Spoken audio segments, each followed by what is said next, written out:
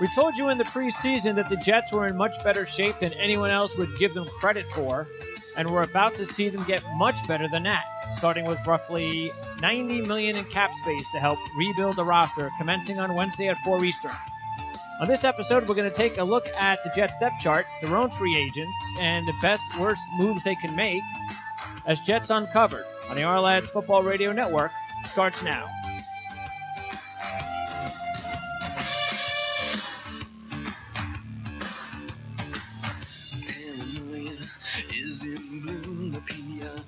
All right, it's Monday, March 12, 2018. I'm Greg DePalma. Welcome to another edition of Jets Uncovered on the Ourlads Football Radio Network at ourlads.com.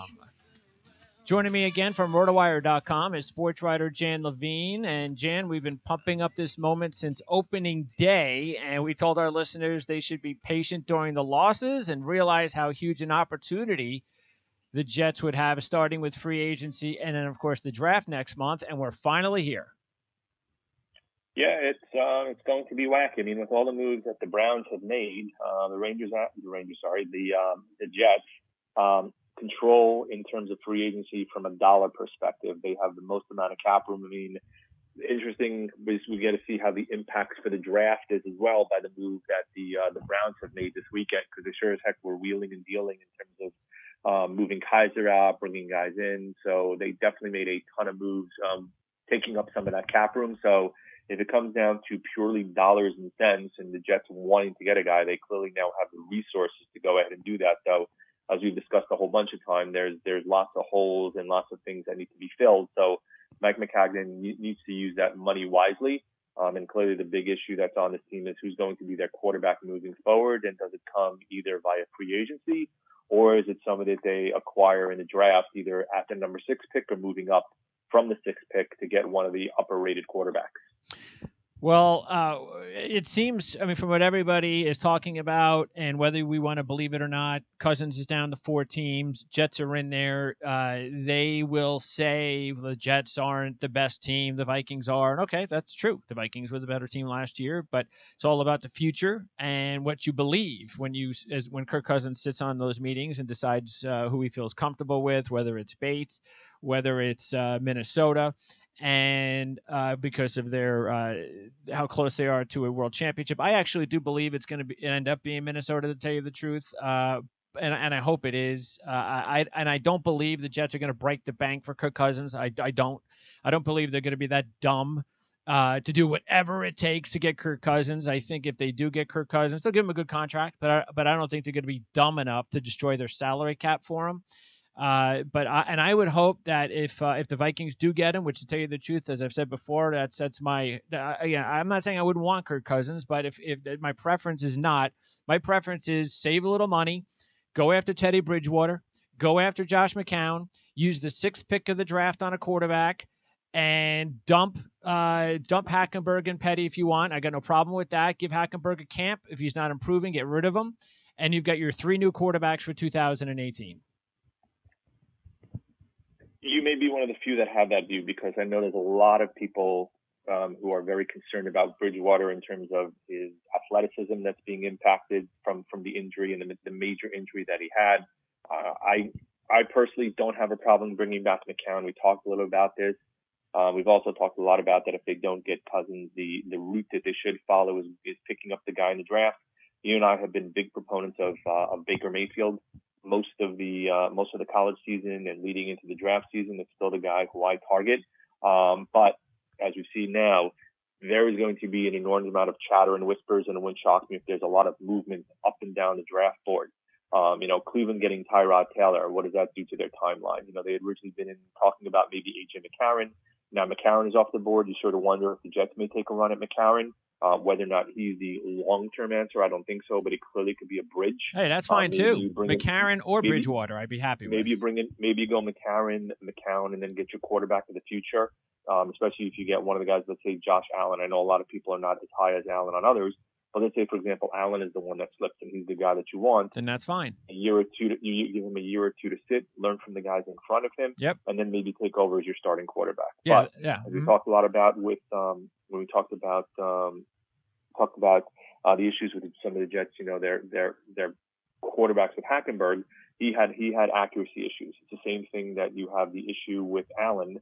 Totally different offense, but he's got accuracy issues, and whether those accuracy issues can get remediated at the next level, it may be pushing it a bit, and that's the big concern, I think, with him, both in terms of just completion percentage and the competition that he played. Yeah, well, as I've talked before on this show and also the draft show with Dan Shonka, the fact is that Brett Favre might be the only quarterback that I've seen in recent memory that has the same type of tangibles that Allen possesses and was able to raise his completion percentage from college to the pro. So it doesn't happen very often. And Favre was very fortunate enough to learn under the Holmgrens and the Grudens while he was with the Packers. So you have to have that elite coaching as well to help a quarterback that you want to raise their completion percentage in the NFL. But look, I agree. If Mayfield is taken, if Rosen is taken, and Allen is sitting there, then sure. I mean, I got no problem with Allen being the third quarterback on the list if the Jets stay at 6, and I don't want them to move up and give up any more picks. But again, I agree. We'd prefer to have Mayfield, whether he's still there or not. And keep in mind what I said. Bridgewater or McCarron. So you've got your young NFL quarterback that's looking for a chance. You bring back McCown as a fallback in case Bridgewater or McCarron just they're not, for whatever reason, the quarterbacks you had hoped that they were going to be, and you're not paying them much. And then you're still drafting your quarterback at 6 anyway. And so this way you've got your veteran quarterback. Worst case scenario, you go to McCown. You've got the 2 young guys that are played in the pros before that deserve a second chance, and maybe they work out. But if they don't, you can go to your sixth pick overall, and at some point at the end of 2018 or begin 2019. That's the preference I would rather have than dishing out nearly half of my salary cap space to a quarterback that I just don't know whether or not he's going to be the guy anyway.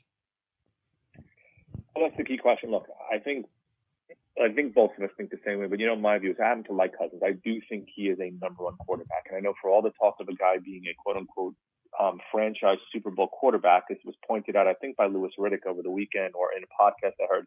Take a look at the final 4 teams in this year's Super Bowl. Other than Tom Brady, were any of them franchise quarterbacks? I mean, granted, everybody loves to have a franchise quarterback, and you love to have a Breeze, you love to have a Brady, and you love to have guys of that ilk. Even we thought Andrew Luck was a franchise quarterback, and I still think he is, but he's had the injury woes. But you look at Minnesota with Keenum, you look at Philly, you have their franchise quarterback in Wentz, but it was Nick Foles who carried them to the promised land. And in Jacksonville, Blake Bortles maybe at one time was started as their franchise quarterback, but he's not. But you need a good quarterback or a competent quarterback, but you need the other pieces around them. And this is where Maccagnan has to bring in those pieces around them. There's a lot of holes on this team. We've talked about offensive line. We've talked about upgrading running back. We've even talked a bit about wide receiver. We know we need a cornerback. We know we definitely need defensive line help. We know we definitely need a pass rushing and an inside linebacker.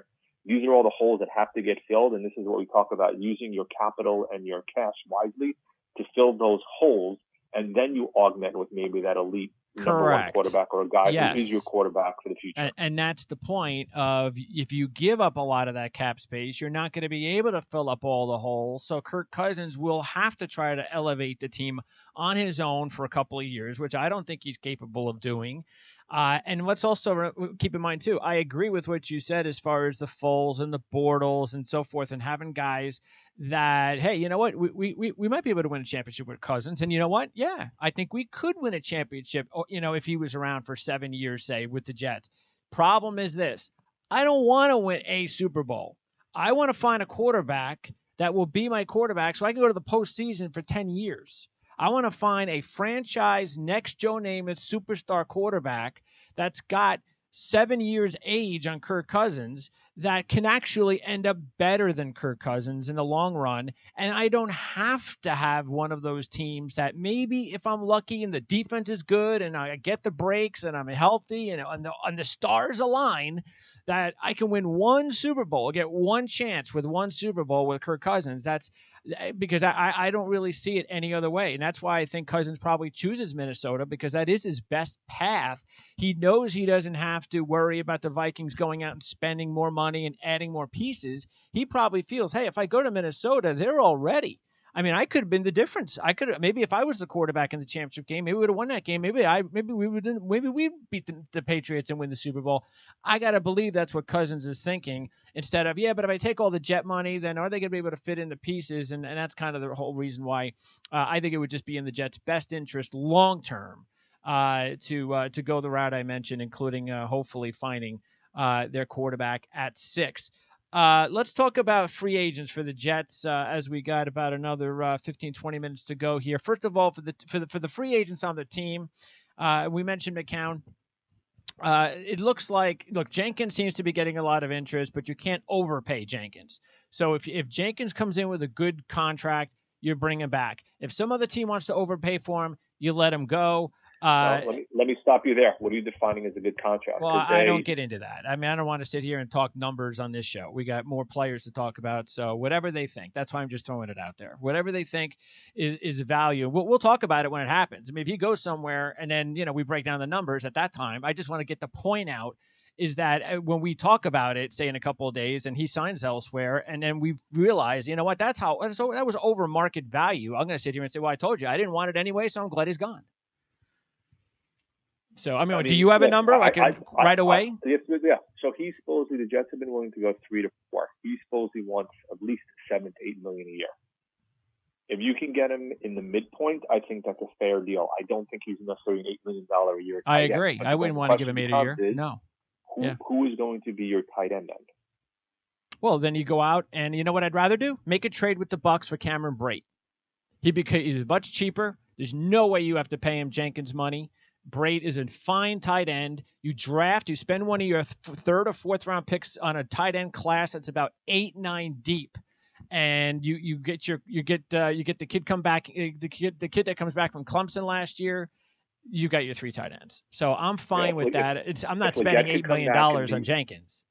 No. If Legette can come back and be the guy that we think or hope he can be, and I don't think that's I don't think that's the problem. I mean, personally, I personally would like to keep Jenkins. Sure. We talked about last year. He had a very quick, good, well, let me phrase that, an okay start, really good middle, and then he faded basically as the year went on a little bit, partially because I think it was that he the quarterbacks were not only the quarterback, but he also this was his first full year back, and he probably ran down in terms of his playing time and everything else. So but keep in mind too, and I don't know if it's his problem or it was McCown's, but as much as McCown would go deep to say Robbie Anderson, fact is he didn't do that with Jenkins. So only they know whether the reason why Jenkins' yards per catch average was under 9, which is pretty bad, was because of McCown, the offense, or was it Jenkins unable to get deeper in patterns? And if that's a Jenkins issue, then, and they know that, then you're not going to overpay for a guy that's going to average 8 yards a reception. I mean, forget that. Agreed. All right. And Mo Claiborne, he's the biggest one. I don't know. We both want Claiborne back, I think. Yeah, and I would overpay a little bit for him. Not a lot, but a little bit. I'd be willing. I'd rather save the money I'm giving Jenkins if he's going to ask for more, and use that to make sure if I have to overpay a little bit for Claiborne, that's what I do, because we know they're going to get a free agent corner. Hopefully Malcolm Butler. We've talked about that. Maybe they get lucky with TJ Carey if the Raiders can't afford him, or Tremaine Johnson. Tremaine Johnson is the guy I would like. Yeah, bring one of those guys in, re-sign Claiborne, and I think we're looking pretty good with Buster Skrine playing in the nickel the way he did last year, in the slot the way he started to play better at the end of the season. I think we're looking pretty good in the secondary with a couple of moves. I think getting Johnson or Butler would be the key. Re-signing Claiborne obviously is the other key, and we talked a lot about is having Skrine as your nickelback or extra cornerback rather than a starter, because he's shown that he's definitely not really capable of being a long-term starter. All right, and then the other guys, no reason not to bring back Cannizzaro. I don't think the Jets got to worry about overpaying for him. You definitely want to bring back Demario Davis. He was a perfect fit here. We know how much he enjoyed it there. I can't imagine Demario Davis not wanting to re-sign with the Jets after everything that happened to him before he came there, and the best season of his career, his best times, I'm sure he feels it with the Jets. I can't imagine the Jets won't bring him back. Again, you don't have to overpay for him. I get that, but just give him a decent contract, and I think they'll be okay. And as far as the other situations, Ely and Bass are players that shouldn't cost the Jets a lot of money. Forget Wesley Johnson. If you want to bring him back, give him $1 million and be the backup, fine. But we know he's not going to be the starting center. Matter of fact, I have Brian Allen. I interviewed him the other day, the center from Michigan State. Unfortunately, he wasn't interviewed by the Jets, which I was shocked. He goes, yeah, I got interviewed by like 18, 20 teams, and not one was the Jets, which made no sense to me, except I think the only thing I could think of is that they're already targeting, hopefully, someone like Ryan Jensen for Baltimore, because there's no way the Ravens can afford Ryan Jensen, and the Jets can, and the Jets' biggest hole on the offensive line. And I got to tell you right now, I wouldn't be surprised if they go out and get a guy like Ryan Jensen. That's the only big move they make on the offensive line, except sprinkling in some reserves and some middle to late draft picks because of the way their contract situation, and that's unless they get rid of Carpenter, because of the way their contract situation is, and with some of their linemen, with Winters coming back, hopefully healthy next year, I don't think they're going to make any drastic moves except center. I think I think Norwell's basically going to go to the Giants. I think a lot of us predict that, unless he ends up maybe going to the Cardinals. I mean, there's been talk about Weston Richburg going from the Giants to the Jets, which would be one way to fill it. I do agree with you. They definitely need a center, and getting the guy from Baltimore makes an enormous amount of sense because it fills a hole. The other alternative is if they don't get him, maybe it's something with Allen that they figure, you know what? We know how good he is. We don't necessarily need to interview him. And if we get to the point where we're going to draft him, then we're going to draft him anyway, because we don't necessarily need to go through the interview process. There are teams that do that, where they go, we already know all we need to know about this guy from watching tape and from interviewing people around him. We're going to basically lay low and not necessarily let people think that we're in on him, and then we'll take him anyway. Yeah, and Allen is actually the 6th rated center at Ourlads, even though I know Dan Shonka loves him, probably would grade him higher. So there are about 5 or 6 centers in the draft that the Jets could target at some point, 3rd, 4th round. So I think that that's a situation, though, I'd be surprised they get to. I think a free agent center makes a lot of sense. And Denver's got a couple of restricted free agents. I think that talking about a potential trade with these restricted free agents, and I mentioned Brait. What about Shaquille Barrett for Denver, who plays in Von Miller's shadow as an outside linebacker in their 3-4, and also Paradis, the center. So both of those guys have got to get tendered by Denver. Once they do, then, of course, the Jets can talk to Denver about a trade. So those are a couple other guys to keep an eye on as far as potential trade targets.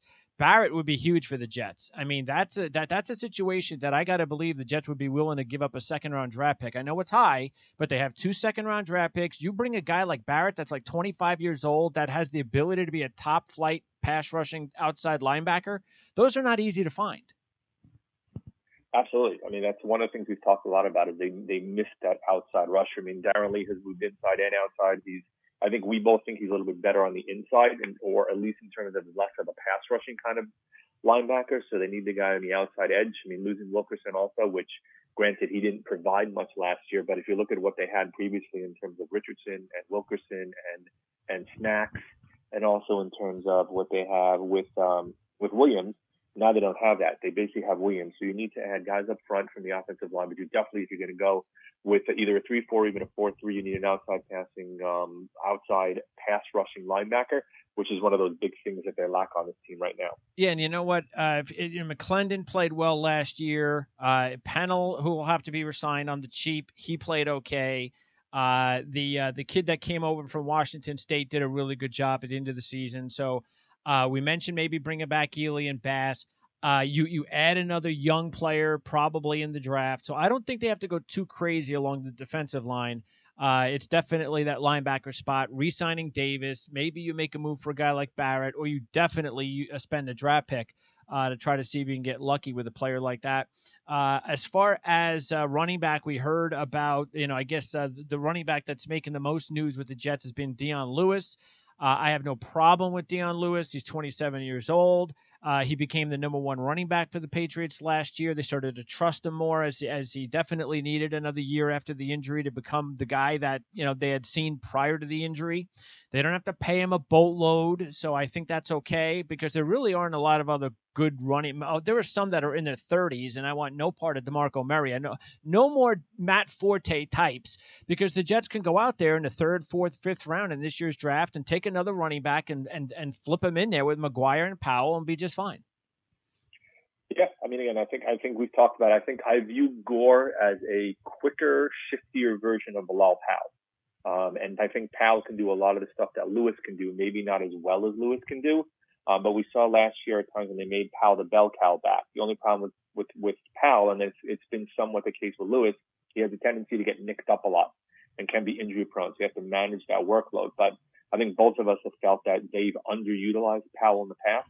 So I would not have a problem if they went out and made a run at Lewis. But then the other question is, you need to kind of figure out what are you going to do with Powell if you do get Lewis? Like, can they be complementary back? And especially with Elijah McGuire there, does that make one of them basically be able to be moved in another type of deal? Sure. Yeah, I mean, I would. That's why I'm saying I wouldn't give a whole lot of money to Dion Lewis. If he wants a little bit more than the average, then he can go somewhere else. Because yeah, you can, just like they found McGuire. This is a deep class of running backs. You're gonna be able to find a guy like you found McGuire in the 6th round last year. You can find one in the 3rd, 4th, 5th round. You can stick him into your rotation, and you are going to be fine. The Jets will be just fine with Powell. And if they didn't even find a running back, they'd be fine with Powell and with McGuire at this stage in their rebuild. So I don't think it's something that would be crazy, as long as they don't, of course, offer him a lot of money. Now, what the Jets definitely still need to do, and they've got a lot of good receivers in their, as far as good young receivers here and there, that we've talked about that for the past year. They'll get Enunwa back. But the one thing we've also talked about, they don't have that number one. They don't have that true number one. So with all the money they have, if they don't use it on Cousins, do you go out and get a guy like Allen Robinson, if you can, a Sammy Watkins? If we want to save a little bit more money, if the Colts decide to pass on Dante Moncrief, he's got a boatload of talent. Cody Latimer is just starting to play well for the Broncos at the end of the season after being a high draft pick a few years ago. Paul Richardson is someone that could be available on the cheap. So there are some receivers out there, number one guys being Robinson and Watkins, that you might think taking a chance on if you don't spend all that money on Cousins. So the thing is with the Jets, basically, if all that money they have to use because of the NFL rules, they have to utilize a certain amount of that cap room anyway, regardless, right? So you have to spend at least 89% of your total salary cap over a 4-year span. And if you don't, then you get some penalties, and they start giving out money. So while they have an enormous amount of money, and by no stretch of the imagination am I saying you should just throw money at people if you miss out on Cousins, there is enough guys, as you talked about, being out there that you can be wise in terms of your free agent signing. So Butler probably is not going to come inordinately cheap. You've mentioned a whole bunch of other guys who potentially aren't going to come cheap, but they're wise signings. You need help on the defensive line, maybe bulk up in terms of the guys you're going to get on the defensive line. Re-signing Claiborne and Davis maybe, and bringing in Richburg will take up some cap room. Maybe Nate Solder, who from left tackle from the Patriots, is another guy to add, who may be declining but still pretty solid as an outside tackle. If you get Malcolm Butler, if one of the names that we didn't talk about that I've seen being available is Tyler Eifert, who's a guy who's been very productive when healthy but injury prone. He's another guy to add to the mix. So I think what's going to be interesting to kind of see is, do the Jets get anybody at that top tier of free agency, Dion Lewis being one of them? I would think we could probably put Butler maybe in that realm in terms of it. Definitely Tremaine Johnson. How many of those guys do they get at that level? And if they get one or two guys at that level, then how many of them do you get at the one level below that where you start spending money to go ahead and take it? Yeah, I think that there would probably be only 3 players that if they don't spend on Cousins, that they could still afford. One of the corners, if they want to go after Robinson or Watkins, and re-signing Claiborne and Davis, they can do that. They can do all of that with the money they have and have money left over. So, which is, again, the reason why I don't want to spend all that money on Kirk Cousins. I'd rather go after all those guys, use up all my draft picks on better players, and then I think they're just better off that way. So, and you mentioned Eifert. We were just talking about tight ends with Jenkins. Hey, you know what? If Jenkins wants to go elsewhere, and we talked about the situation with drafting or trading for a Brate, Eifert's not a bad idea either. You throw him in the mix with Leggett and another draft pick, and then you go, okay, well, if Eifert can stay healthy for the year, we're not going to have to overpay him. Nobody's going to give Tyler Eifert big money because he doesn't stay healthy, as you said. But if he does end up staying healthy, like, hey, we got lucky with Jenkins. He turned his career around with us. So we get lucky again with Eifert. He stays healthy. Then he becomes a bargain.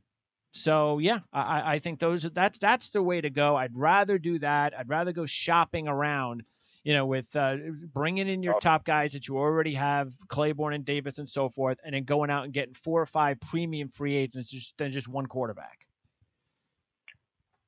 I think what we're missing it also is that, remember, just because they get the quarterback, and let's say they guarantee him 75 to 80 million, right? And depending on how they structure the contract and how much is signing bonus and how much is salary and how much cap utilization you're doing in year to year, et cetera, they're still going to have $50+ million remaining in free agency. And I'm not saying you should spend it all right away, but signing that elite free agent doesn't preclude them from adding other pieces that they have. It may take you out of one or two of them in terms of what you can add, but it doesn't mean that just because you spent the money on Cousins, you can't.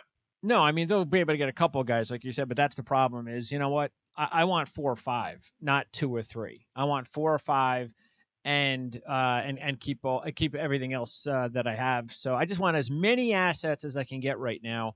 But look, if they get Kirk Cousins, I'm not going to sit here and cry about it. We'll find out where he goes. I'm pretty positive that when we talk again on Thursday or Friday, we are going to know, free agency starts at 4:00 on Wednesday. I think we're going to know where Kirk Cousins is going to be probably, but no later than Wednesday morning. So I'd be shocked if by 4:00 Wednesday, we don't know where Kirk Cousins is going. So that should be taken care of pretty quickly. A couple other things just quickly before I let you go. 2 guys that look like they may be available. One for sure, Ndamukong Suh. The other guy who could be available if the Giants don't want to give him money now is Odell Beckham Jr. Would you want either one of those players? Taking the first one first, no. No interest. I mean, it's funny because I think I've told you my brother-in-law's a football writer, so I've gone through the draft before. So I was at the draft when Ndamukong Suh got drafted, standing about 15 feet away from him.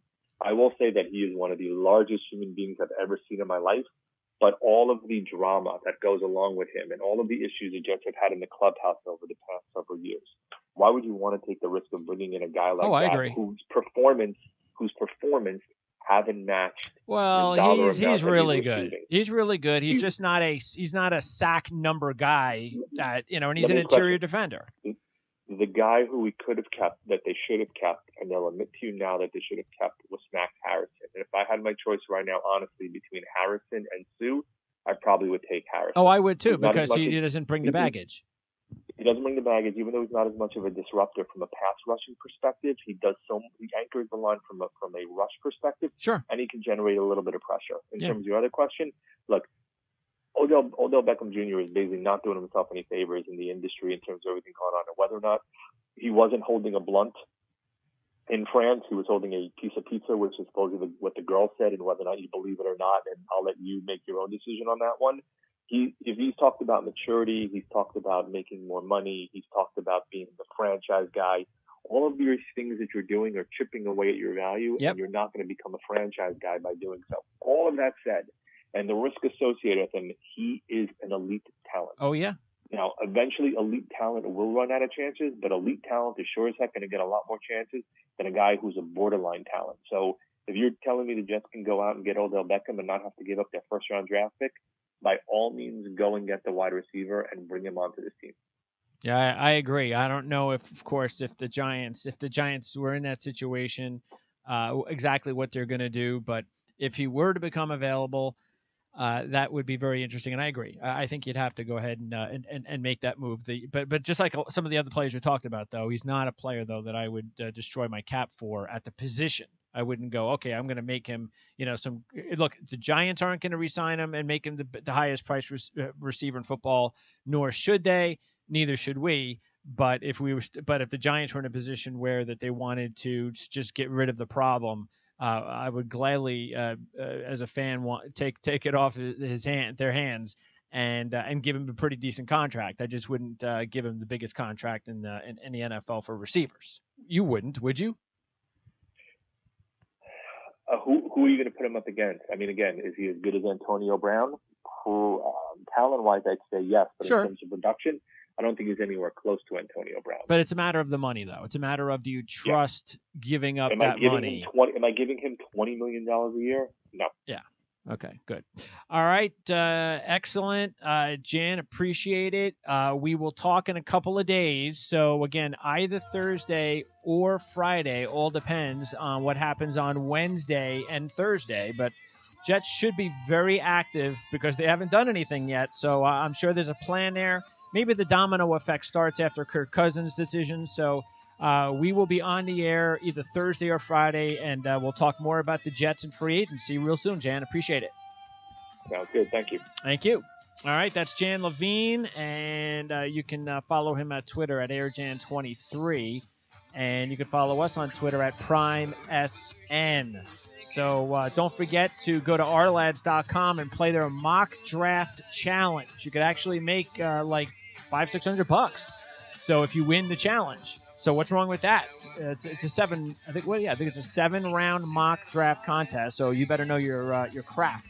Also, don't forget we have our show with Dan Shanka every Wednesday at 2 o'clock Eastern. So we'll talk, and we have our first mock draft show in a couple of weeks. So stay tuned for that. And don't forget to order your draft guide at ourlads.com as well. Go to the subscription link on their website and order your subscription, your draft guide today, and it will be in your mailbox the first week of April. For Jan Levine, I'm Greg DePalma. Thanks for tuning in to Jets Uncovered on the Ourlads Football Radio Network, and we'll see you soon.